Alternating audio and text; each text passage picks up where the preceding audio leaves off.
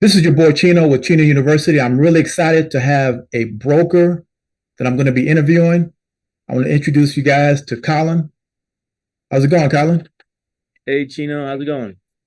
I'm doing good. I'm doing good. I'm really excited to be able to talk to you. It's a rare thing that a carrier can talk to a broker and kind of get some insight on your side of the business. So, without further ado, let me ask you my first question. First of all, tell me about your background. Let's Yeah. start. So I've been in brokerage and logistics for about 5 years. I started out at a big 3PL and worked there for a year and a half. And now I'm at a smaller company with a smaller team, which is also a 3PL.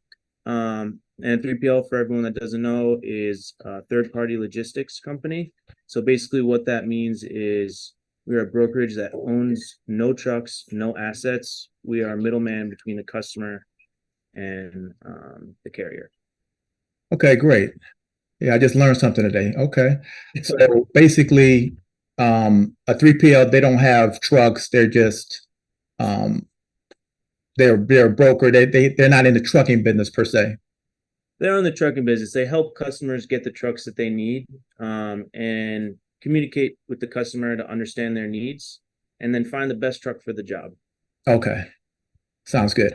All right. So let's see. What was the industry like when you got into it? And then of course, fast forward into today. Yeah. I mean, anyone that's been in the industry through COVID knows that it's changed a lot. Um, when I started out, definitely the rates, I think, were a little higher than they are now. I would say that the rates also were just more consistent. Like you just kind of knew what you were going to get on certain lanes. You knew at the end of the day on Friday, California is going to flip. You know, there's only a certain amount of trucks in South Texas for produce. There were certain things that you could just know were going to happen no matter what. Um, and I feel like now there's just a lot more erratic behavior and a lot more price fluctuations. And it's going down more than I've ever seen it since 2018. So yeah, it's Okay. changed. All right. I got you. When you say it's going down, you're saying the shippers, their prices have gone down, which in turn affects you. Yeah, Okay. and the carrier, of course, as you know. Absolutely. So, how many different companies have you worked for over the past 5 years? So I've only worked for two different brokerages, but it's been really interesting to see the differences between them. Okay. Were they top company, mega carrier, in between, or Um, yeah, yeah. I mean, I've seen what it's like for a really big company and how they kind of face towards the carrier, and also for a smaller one. And the challenges for brokers are actually the same, where we're trying to find the best truck for the best rate. And it's pretty cool. So I'm learning every day, and I think everyone should try to learn every day, no matter what company you're at. So. okay? So, getting into the carriers now, what are some of the things that you check when a carrier calls you to book a load? Yeah, so we check their compliance to make sure that their insurance matches our standards. We check to see if they have any freight guards. We check to see their home base to see if we're selling them a backhaul. Um, so an important thing for brokers now is inspections. So you need to make sure that your truck is getting inspected. If not, there's a lot of shell companies and fraud with no that are trying to book cross country hauls with no inspection, um, and can get into trouble if you're not making sure that these companies are vetted. So, okay, so let's clarify. When you said freight guard, what does that mean? So Freight Guard is on Carrier 411, and it's basically a report from a broker or a shipper, like a strike against a carrier. So sometimes it's for like double brokering a shipment. Sometimes it's like no call, no show, which is like the truck didn't show up after they agreed to the contract. Um, but brokers kind of have different thresholds for what kind of risk they want to take on the trucks. For me, when I look at 411, I'm looking for held load hostage, and unauthorized rebrokering of shipment, which is basically double brokering. Got you. What about like canceling a load? Like I book it with you and then I cancel. For me, I hate to see that, but it's not always a 100% deal breaker because I understand I've had to cancel loads on carriers before. And a lot of times it's what I call an angry broker freight guard, which doesn't necessarily mean you're a fraudulent carrier or you're breaking the law. It just means you upset a broker, which unfortunately is part of the business. Absolutely. Yeah, because sometimes there's legitimate reasons why we cancel loads. I don't cancel that much, but some carriers, they'll book a load and they'll find something that pays more. Yeah. They'll call and cancel. And I I've guess heard it I mean I all. don't do that, but I've heard it all. I've heard it. Oh, death in the family. My truck engine exploded. Both the wheels fell off. The gas casket is leaking. Mechanical terms I've never heard of. So it's. I like to think that there's freight karma. So if someone cancels a load on me and I flip my top and I yell and I get so mad, maybe it'll happen again. So I just try to be as understanding as I can and just move on because if they're not going to get the load, why am I going to keep talking to them? I have to get it covered. So, yeah. okay. So just to clarify, if a broker, excuse me, if a carrier cancels on you or doesn't show, you can report them to, you said carrier 411? Yeah.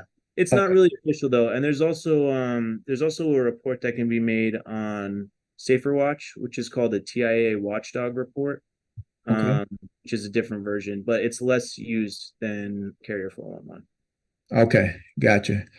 Yeah, I just recently learned too about the carrier 411 and how they can keep up because I was booking a load with the broker and he was telling me, he said, "Oh, your score is pretty good on," and I was like, "What are you talking about?" And that's when I learned that, he kind of educated me on Carrier 411 because I'd never really heard about it. But I had an issue with Carrier 411 before, but I won't even get into it. It was kind of a crazy mix up. Yeah. So when you look at the industry today, Colin, what is the state of the industry? What do you think we are right now in trucking? Because to me, it doesn't look that promising.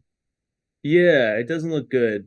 Um, I mean, in trucking, like all things in life, there are cycles, right? And I think that a lot of people were buying trucks when the money was really good, after COVID, and the market was really high.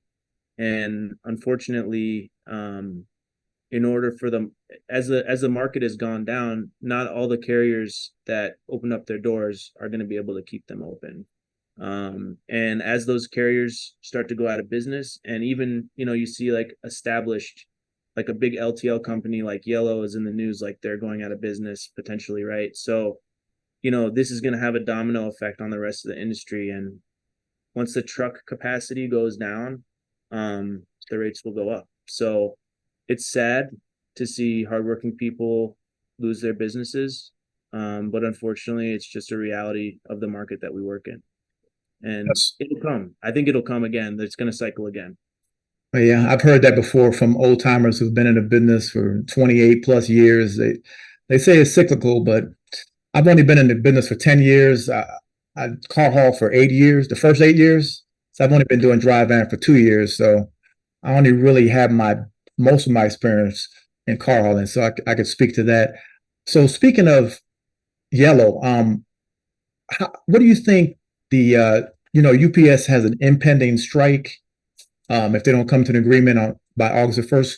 How do you think that's going to affect our industry, um, the spot market, or do you think it'll affect it at all? Because I'm kind of curious about that. Yeah, I'm honestly not sure. I think that it's good for trucking companies to use their voices and drivers to strike and all that stuff. Like it's important for people to um I guess like fight the man or whatever. But I'm not sure how it'll impact the market. There's a lot of different things that can happen. So Yeah. I mean, I think that, I've heard the term scab.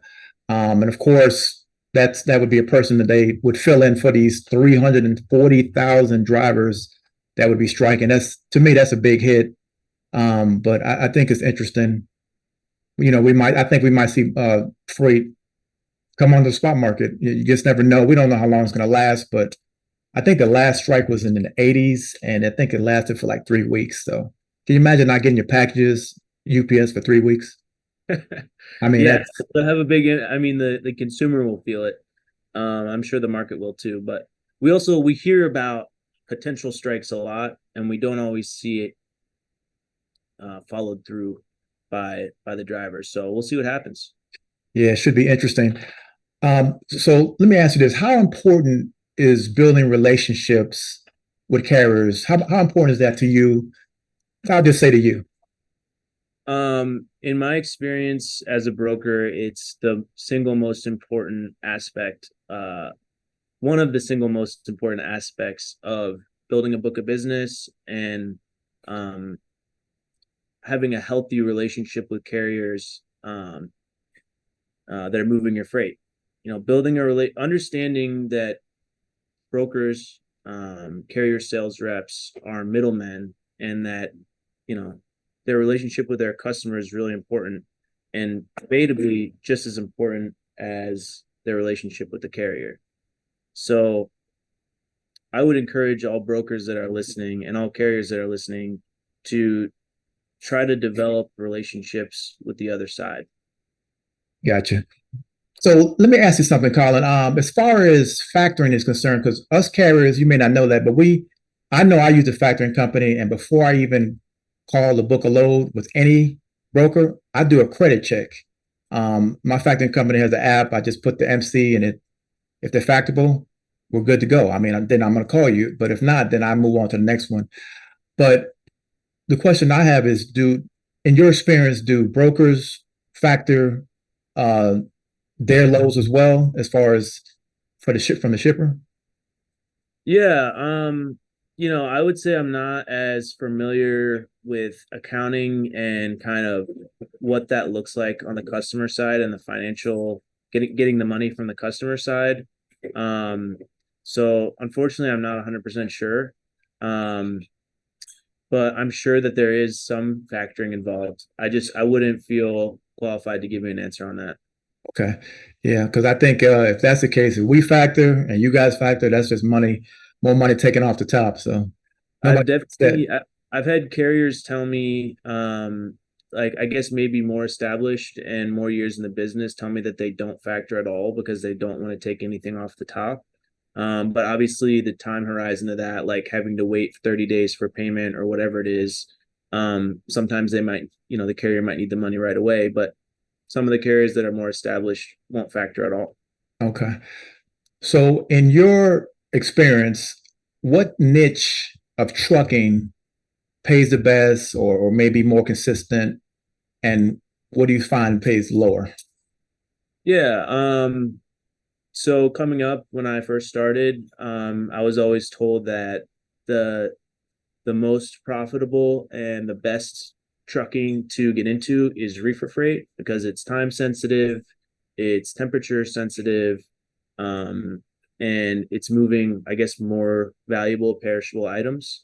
However, in the current market, from what I understand, flatbed is the best paying freight per mile. So it fluctuates with the market, I guess, but I would say I've always held reefer in a higher regard because it's more the there's more eyes on it, and there's more focus on it. If that makes sense. Okay, yes, it does. Have you ever been exposed to intermodal, containers, heavy haul, those types of niche markets? Yeah, I've actually moved to all of those except I don't think I've done intermodal, but I've done port drayage, which is pretty exciting. It's a different game as well. Um, and there's a lot of interesting like accessorial things with drayage, like demurrage and split axle chassis. There's all these charges that are in addition to the line haul of the carrier. So it's a really interesting kind of economy in the ports. And heavy haul, yeah, I work with a couple of heavy hauler flatbed carriers who are really cool guys, and they kind of have it figured out. I mean, you get paid sometimes almost double the load, and instead of having, you basically just have a bigger flatbed, and obviously it's also more dangerous, but they can basically get two line hauls in one if they're smart with it.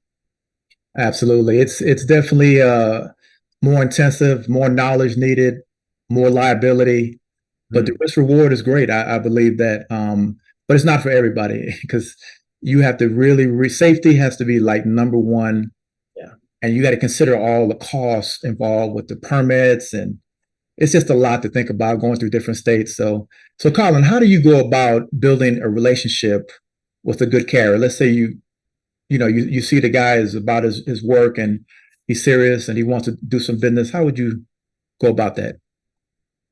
Uh, well, I would say there's two different things. I'd say the most important thing, um, which is true beyond business, in personal relationships in life as well, is just listen. Sometimes carriers, will tell you that, I can take more freight. I want to run this every day. I've got more trucks available. I like this lane. This gets me home, stuff like that. And for me, those are green flags that I'm listening for. Um, and if a carrier tells me that they can do something and they have a competitive rate, I'm going to listen to them, um, and try. And that's how you start to build capacity on certain lanes. And then I would also say, um, humanize the carrier. Uh, a lot of brokers have this strange relationships with carriers where it's almost like you guys are, um, like a means to an end. And I think that's a really toxic way to view the relationship because we really do need you guys. Um, and you help us in this industry in order to be more successful and to provide the best service for our customers because we're not driving the trucks. You guys are a representative of the broker that we hired. So it's smart for us to build strong relationships with you guys so that we can provide a better level of service, and communication to our own customers. Well, Colin, that's really good to hear from a broker because honestly, I deal with brokers all the time. I feel like I'm a number instead of a carrier. Some guys they have a take it or leave it attitude, and it's just tough. It's frustrating, and you got to go through the negotiation process. But I think you said a great thing, important thing. So I guess my next question is are there good brokers out there, Colin? Is this something? Is it a good brokers a needle in a haystack? We got to really keep searching for them. um, you know, in in life, I think everybody is a little good and a little bad, and nobody is all one or the other. And I think that there are good brokers. I would like to think that there are good brokers out there.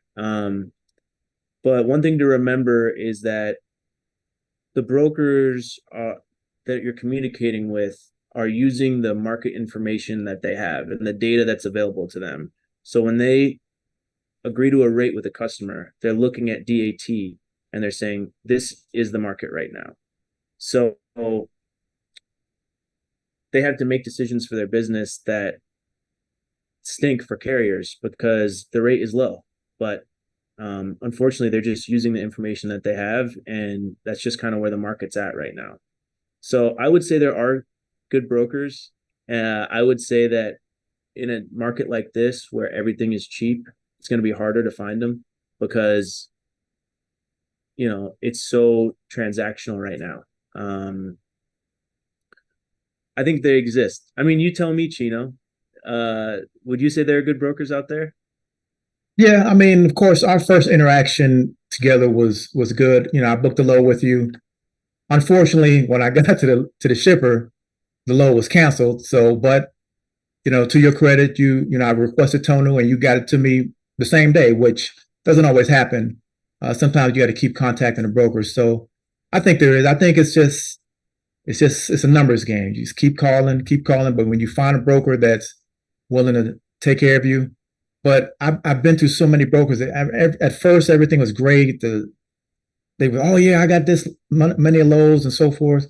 But at the end of the day, you hit them back again, and it's crickets. You don't hear back from them. They don't even reply to your email. So that's the difficulties that we go through. But when you get a responsive broker that responds to you, uh, answers your email, no, I don't have anything, whatever right now. But that's all we want is to be communicated to and Yeah. treated more like a carrier and not a number.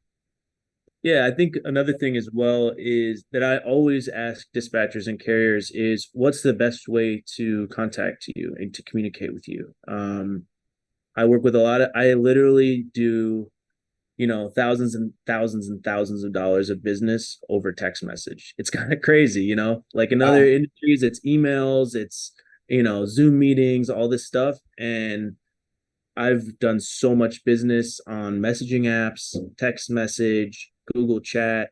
Find the best way to communicate with the carrier so that it's instantaneous communication, basically.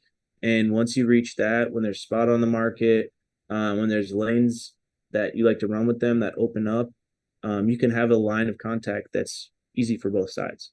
Wow, that's interesting for you to know because so do you prefer like text messaging or WhatsApp over email? Because I know we can get a ton of emails. Yeah, like I said, I mean, basically the first contact and building the initial relationship with the carrier is it doesn't matter to me what platform it's over. I think on calls it's easier to humanize the other person than on an email where it's just words. Um, but once you run a couple loads with someone and you start to see the quality of their service, you want to find out the best way to reach them as quickly as possible. And it goes back to what I said earlier about communicating with the customer. Like if I email and call a carrier and they're not getting back to me, and then I send them a message on WhatsApp and they get back to me in 5 seconds, the next time I need an answer about this freight, I'm going to go directly to WhatsApp because I Okay. understand that's where they're looking. So I'm glad you brought up communication. That's one of my biggest pet peeves. So what I normally do, like let's say I book a load with you and I arrive at the shipper, I'll immediately email you, arrive at the shipper, and I'll put the time. And then when I'm loaded, same thing, loaded and so forth. And then I'll do the same thing on the receiving end. And I even try to, if it's a next day shipment, I'll try to give you an ETA. So in other words, I like to take the initiative to communicate with you, so you don't have to, communicate with me. So what do you think about that type of communication? Is it valuable to you, or is it? I think that, um, you know, it's super valuable. Finding out about a problem from the customer about an in transit load and that there was some issue with your carrier, like they showed up and there's an issue with the equipment or it's delayed. Finding out from the customer before the carrier is the most infuriating thing in the world. Part of the relationship and the agreement of the contract between a broker and a carrier, I think, should include communication. You know, I, I I cannot understate how important it is. People that message me immediately when they're loaded and when they're at the shipper, I want to work with them again. Okay. That's it. Like I want to work with people that are gonna give me the information that I need to provide the best possible service for my customer, which is literally the entire job of a broker, which is to service the customer's freight. And I agree. I just think communication is like the most important, one of the most, beside doing your job, Right. communication is like right up there. So I have another question. What do you say to a carrier? You're tracking him now. Let's say you're tracking him, Mhm. yet you're still calling, trying to get updates. I mean, because honestly, to be honest with you, I get tons of phone calls from Yeah. undesirable people trying to sell me something. And Right. then if you're tracking me, why do you guys still call or email about updates? That's a good question. Certain brokers they have different structure for how they handle track and trace. I mean, certain brokers like let's say I have my own book of business and I have my own customer and I have one load picking up that day and it's your load. And my entire job is to make sure that that load gets from the shipper to delivery so that I can get more freight from that one customer. It would be smart of me to make sure that that load's running perfect. Gotcha. However, it's not always good for the relationship with the carrier, like you're saying. So I prefer to set the standard with the carrier early that I expect communication from him so that I know. And once I trust a carrier and build a relationship with them, then I lean on them to communicate with me rather than over calling them, if that makes sense. It does. So is it fair to say that you guys don't have time to be looking at the tracking? Let's say it's macro point. I mean, you're busy doing other things, so you don't have time to look at every load to see, where it's at. Is that because it's tracking like a backup just in case you cannot communicate, and it's like knowing where the load is in case anything goes on? Yeah. I mean, I'm definitely going to have less touches and communication if a carrier is actively tracking just because I know where you're at. Someone sends me a tracking link and I can pull it up and see right now where your truck is. Unless you're delayed, I really don't have a reason to call you. Okay. So, I just think some people maybe they get a little bit nervous, or they get a little bit excited, and they just want to make sure that it's perfect for the customer because each load is very important. Um, you know, I think it just depends on the broker. Okay.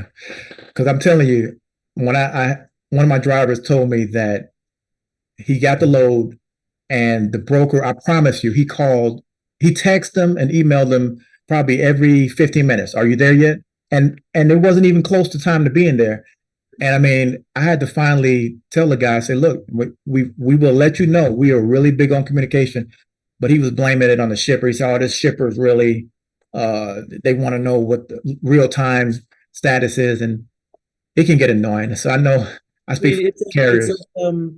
it's like I was saying about like real world relationships and real world communication. It's like sometimes you have friends, relationships where people are needy and it can be annoying, but it's just the way that they're communicating. So that's part of the relationship is explaining to the broker as well this is how I'm going to communicate and making sure that it works for them and works for their business. Okay. So one more question. I'm going to go back to when you mentioned intermodal. At the Yeah. beginning of 2023, I decided that I wanted to get into intermodal. I Mhm. signed up, did everything UIA, got on compliance, got the extra insurance, and I promise you, once I finally got ready to go, it just went downhill. It just like it fell off a cliff.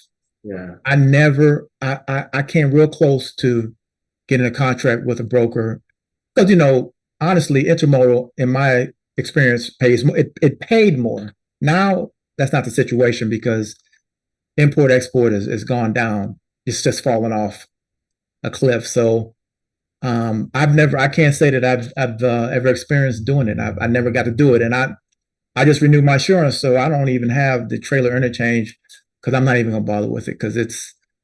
I've talked to guys who do at shippers, and they're telling me they're just trying to hang on. That's how bad it is. Yeah. The interesting thing about intermodal and drayage, especially in contrast to like your drive-in work that you're doing now, is that the containers are owned by the steamship lines and by the shipping companies. So it's not your truck. It's some other guy's container. If you don't get it there or gal's container, if you don't get it there in time, they're going to charge you. If there's something wrong with it, they're going to charge you. And it's a different type of independence where you don't actually own it. And same with the chassis. I'm pretty sure you rent the chassis for the day from the port. I guess it depends with the intermodal, but it's kind of an odd thing where you don't really own what you're hauling, as opposed to drive in where maybe you own the truck and then the only thing that's going on and off is the customer's freight. If that makes sense. It does. It does. So, Colin, do you think it's possible for a carrier like myself to establish a relationship with like a mega broker that I've never can get good rates with? or a broker that's like has a bad reputation, do you think it's possible to make a have a relationship with a broker within the company and have good rates and yeah. Yeah. I think the most important thing is to remember that it's a human being on the other side. So if you get a person that you can talk to and you can communicate to and listens to you, um, the majority of your interactions might be difficult with some of the bigger companies, but you can get one rep that treats you right. They might have access to a lot more resources than a smaller broker. Okay, that makes sense. I mean, I haven't had any success, but you know, I've heard that there are people that have had success, so I'll leave it at that. okay, cool. All right, well, Colin, I really appreciate your time. I just wanted to see if you had any closing comments, or just kind of recap the advice you have for a carrier like myself, or somebody who wants to establish a relationship with a good broker that they finally find. Yeah, kind of similar to what I said earlier in the call is just it's human beings. And for carriers to listen to what the broker's saying, for brokers to listen to what the carrier's saying, and to take each other seriously is the most important thing. When we tender a carrier a load, the more seriously you take it, the more seriously we're going to take you. So, um, just provide the best quality service and communicate. And then when you have an opportunity, try to get more freight and try to try to humanize the situation rather than looking at it as a business transaction. All right, great. The takeaway I get from you is that find the best means of communication with that broker, whether it's email, WhatsApp, messaging, and what's important to me is you communicating back to me. If hey, do you have anything coming out of here? You answer me. We make a deal, a rate that we can be happy with, and let's go. Let's go. I mean, for the broker, we want a carrier that we can rely on and that we can send more freight to, and is competitive in the market. So if you can be competitive, if you can be reliable, and you can communicate, you're going to be a broker's best friend. And not every broker has the same philosophy as me. A lot of people are just always looking for the cheapest rate, but unfortunately, that's not always gonna get you the best service. So ultimately, I want to service the customer and provide the best experience for them. So I'm gonna try to work with the best carrier for the job. Sounds good. You've really given me hope for the trucking industry. There are some good people out there like yourself, and I really appreciate the time. And maybe we'll talk again. Thank you, Chino. All right, you have a good one.